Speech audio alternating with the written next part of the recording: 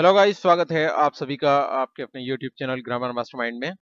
दोस्तों, आज spoken English की डे 13 की क्लास में आज बहुत ही अच्छे सेंटेंस, कुछ ऐसे जो रोज बोले जाने वाले सेंटेंस हैं, आज उन्हें लेकर आए हैं और मैं उम्मीद करता हूं कि आप सभी को पसंद आएंगे। तो चलिए बिना देरी किए चलते हैं अपने इस टॉपिक की तरफ। अगर दोस्तों हमें कहना है कि जितनी जल्दी हो सके घर आ जाना, अगर हम मान लीजिए किसी से कह रहे हैं, हमारा कोई भाई है, कोई सिस्टर है, कोई मिलने वाला है, अगर कोई कहीं जा रहा है और हम उससे ये कह रहे हैं कि अभी आप जा तो रहे हो लेकिन जितनी जल्दी हो सके घर वापस आ जाना, तो हमें उसे इंग्लिश में कैसे कहेंगे? तो हम कहेंगे come home as soon as possible. जितनी जल्दी हो सके घर को आ जाना, इस तरीके से हम इंग्लिश में उसको कहेंगे। आगे देखते हैं। वैसे मुझे कोई समस्या नहीं है। अगर मान लीजिए इस तरह से हमें कोई ऐसा वाक्य है, कोई हमसे कोई बात कर रहा है और हमें वहां पर ये कहना हो कि वैसे मुझे कोई समस्या नहीं है, आप चाहें तो मुझे ये चीज कर सकते हैं या बोल सकते हैं। वैसे मुझे अगर आप मेरे लिए इस तरह का कोई काम कर रहे हैं या बात कर रहे हैं तो मुझे इससे कोई फर्क नहीं पड़ता, मुझे कोई समस्या नहीं है। तो आप इसे इंग्लिश में कैसे कहेंगे? आप कहेंगे दोस्तों, by the way I don't have any problem. By the way I don't have any problem. वैसे मुझे कोई समस्या नहीं है। आगे देखते हैं। अगर एक बार में समझ नहीं आया तो दोबारा प्रयास करो।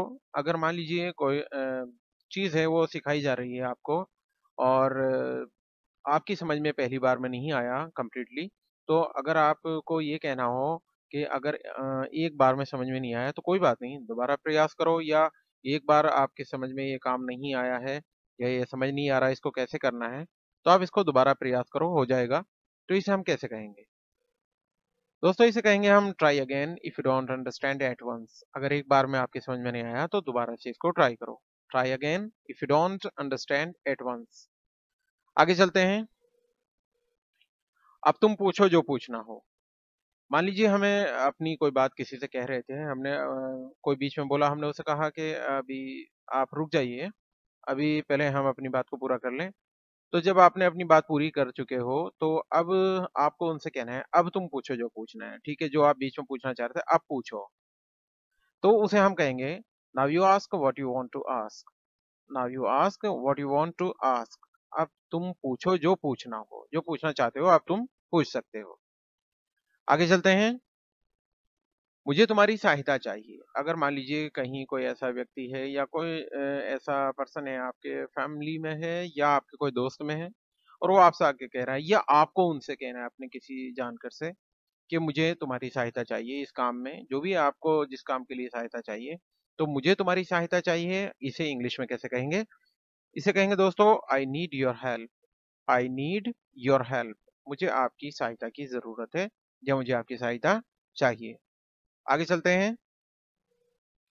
समय बर्बाद मत करो, जाओ और पढ़ाई करो। अगर मान लीजिए आप बैठे हैं, आप देख रहे हैं अपने घर के किसी मेंबर को कि वो समय को बर्बाद कर रहा है, यानी जो उसे पढ़ाई में लगाना चाहिए वो नहीं कर रहा है, तो आपने आपकी नज़र उन पर पड़ती है, बच्चों पर, आप कहते हैं यार बेटा समय बर्बाद मत करो, जाओ और पढ़ाई करो, ये बहुत ज़रूरी है। तो आप कैसे कहेंगे समय बर्बाद मत करो और जाओ पढ़ाई करो? तो दोस्तों इसे हम कहेंगे don't waste time, go and study. Don't waste time, go and study. समय बर्बाद मत करो, जाओ और पढ़ाई करो। आगे चलते हैं। आप मुझसे प्यार से बात कर सकते थे। आप देखिए, अगर मान लीजिए कहीं ऐसा होता है कि कोई व्यक्ति आपसे आया और कोई उसे काम था, तो लेकिन वो क्या है कुछ ज्यादा गुस्से में बात कर रहा है आपसे, बहुत ही एंग्री है, तो आप उससे ये कहते हैं कहीं ना कहीं आपके, अरे भाई मैं आपसे सीधे सीधे बात कर रहा हूँ, आप मुझसे प्यार से बात कर सकते थे, आप तो आए और आगे जो है किसी योद्धा की तरह मुझ पे आके बरसने लगे। तो आप मुझसे प्यार से बात कर सकते थे, इस तरह से अगर आपको कहना है तो आप उसे कैसे कहेंगे? You could have talked to me lovingly. You could have talked to me lovingly. आप मुझसे प्यार से भी बात कर सकते हैं। ये क्या तरीका हुआ, आप आए और गुस्से में बात करने लगे? आगे चलते हैं। जो मैं बोल रहा हूँ उस पर यकीन तो करो। अगर कहीं ऐसा वाक्य में बोलना पड़ जाता है हमें कि हम किसी से कहते हैं कि जो मैं बोल रहा हूँ कम से कम उस पर यकीन तो करो। अरे अगर आपको यकीन नहीं है तो देख लेना, बाद में यही बात होगी। तो कहीं ना कहीं हम ऐसा कहीं सेंटेंस बोलते हैं, जो मैं बोल रहा हूँ उस पर यकीन तो करो। तो इसे हम कैसे कहेंगे? इसे कहेंगे believe what I am saying. Believe what I am saying, जो मैं बोल रहा हूँ उस पर यकीन तो करो, उस पर विश्वास तो करो। आगे चलते हैं दोस्तों। मेरी बात ध्यान से सुनो। अगर कहीं ना कहीं देखिए आप किसी से कोई बात कर रहे हैं, आप कहीं ना कहीं अटेंशन लेते हैं दूसरे की अपनी ओर, और आप कहते हैं कि मेरी बात ध्यान से सुनो, मैं जो कहने जा रहा हूँ उसको ध्यान से सुनो। अगर आपको ऐसे कहना है मेरी बात ध्यान से सुनो, तो listen to me carefully what I am going to say. यानी अगर आपको आगे जोड़ना है, कुछ भी अगर जोड़ना है, सेंटेंस जोड़ सकते हैं, मेरी बात ध्यान से सुनो, जो मैं कहने जा रहा हूँ। तो listen to me carefully that I am going to say, आप ये भी कह सकते हैं, या what I am going to say ये भी कह सकते हैं। आगे चलते हैं दोस्तों। किसी को कहना है घड़ियाली आंसू ना बहाएं। आपने सपोज दैट ऐसी कोई कंडीशन है, कहीं कोई आपके सामने अचानक से कोई बात करते करते रोने लगा, और आपको लगा कि ये जो है कहीं ना कहीं नाटक कर रहा है, कहीं ना कहीं ड्रामा कर रहा है। तो आप कहते हैं कहीं ना कहीं ये कि घड़ियाली आंसू ना बहाएं प्लीज। आप, मुझे पता है, मैं आज समझ सकता हूँ जो आप इस टाइम जो आप फील कर रहे हैं। तो बहरहाल घड़ियाली आंसू ना बहाएं, हमें पता है हकीकत क्या है। तो घड़ियाली आंसू ना बहाएं, इसके लिए हम क्या कहेंगे?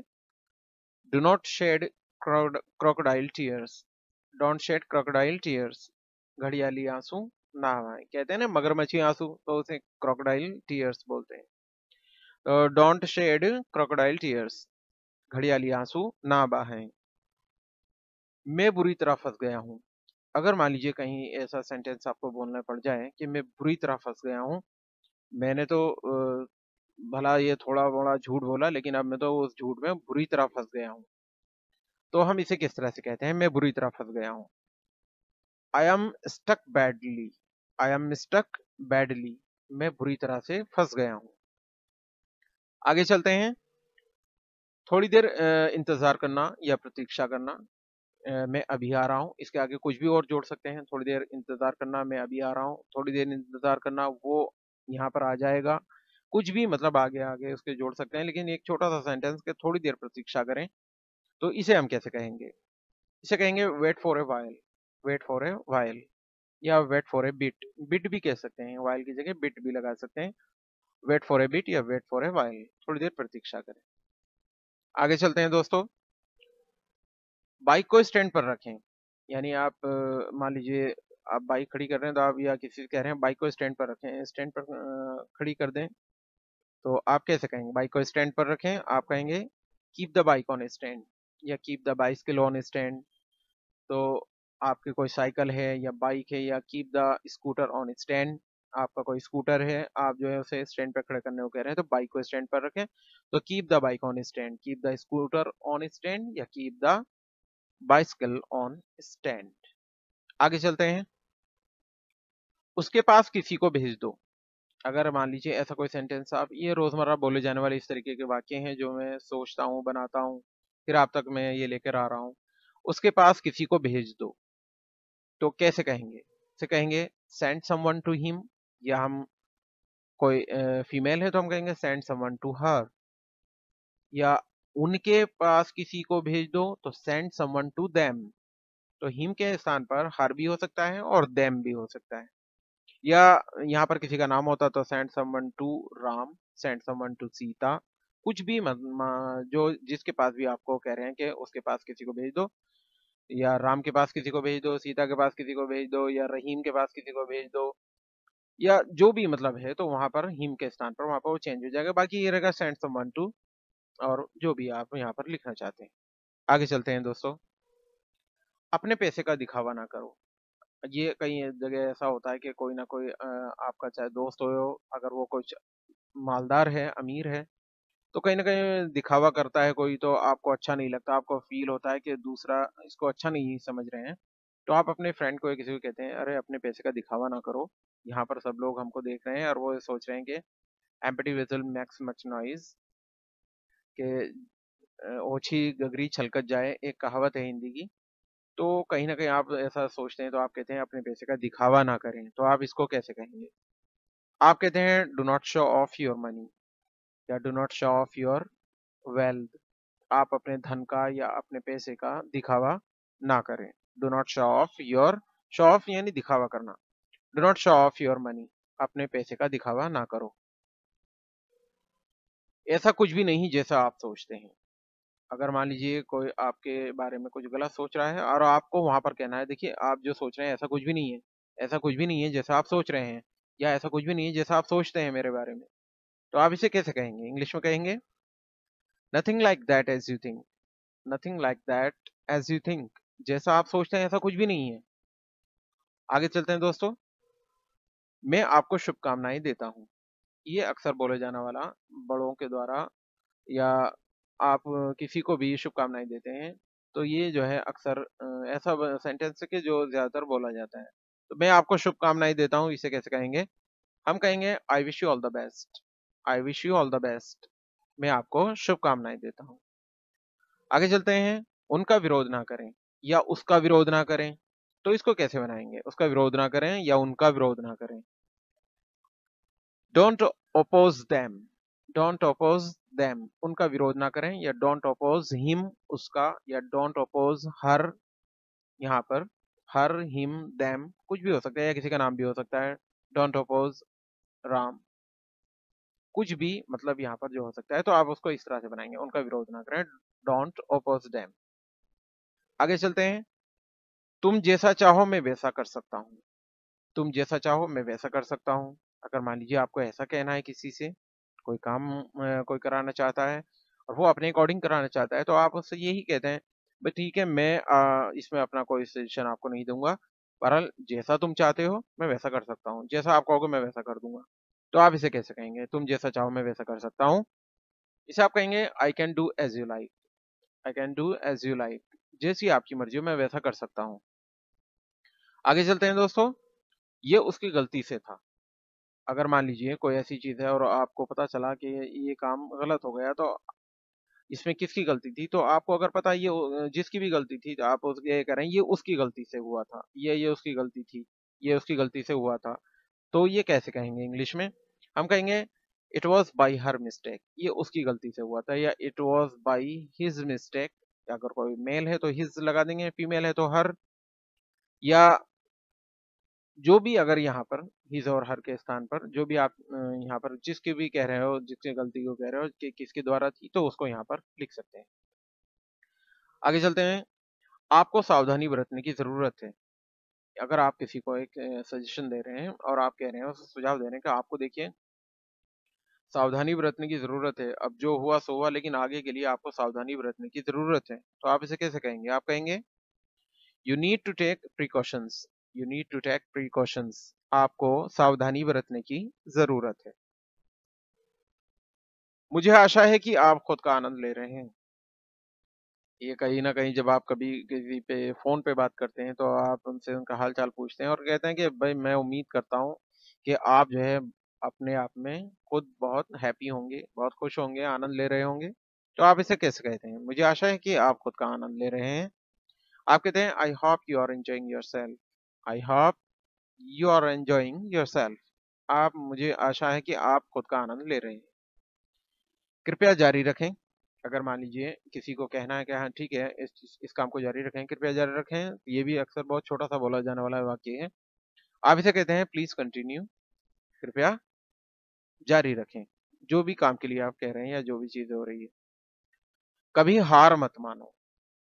देखिए ये बहुत अच्छा सेंटेंस है, बहुत ही अक्सर जो है लोगों को एनकरेज करता है कि कभी हार मत मानो। किसी भी को कहो कभी किसी को भी एनकरेज करो और उसको डिमोरलाइज मत करिए।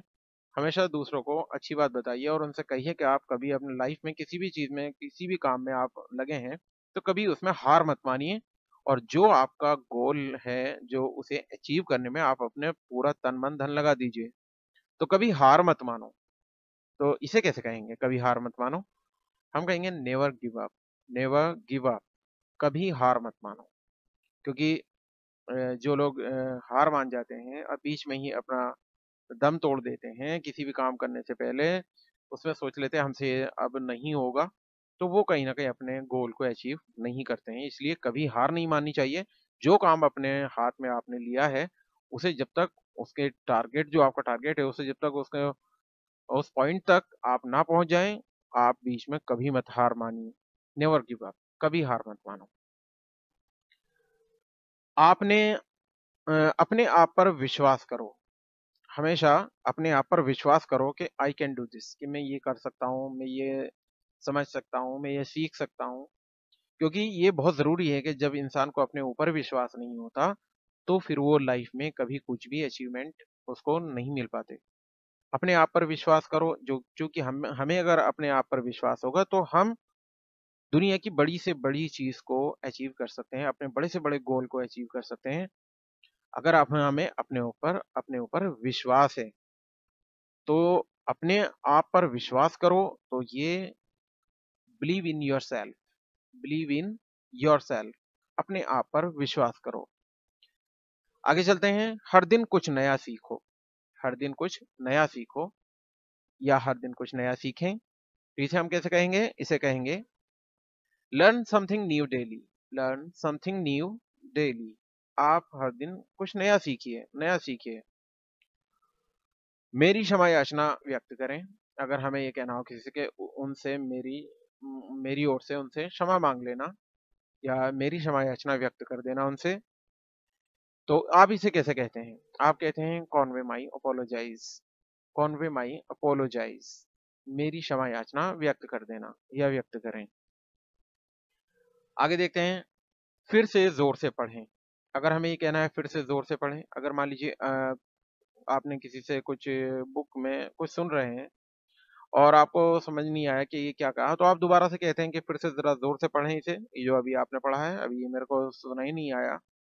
तो आप कैसे कहते हैं फिर से जोर से पढ़ें? Read again loudly, read again loudly, फिर से जोर से पढ़ें। इसे स्पष्ट रूप से लिखें।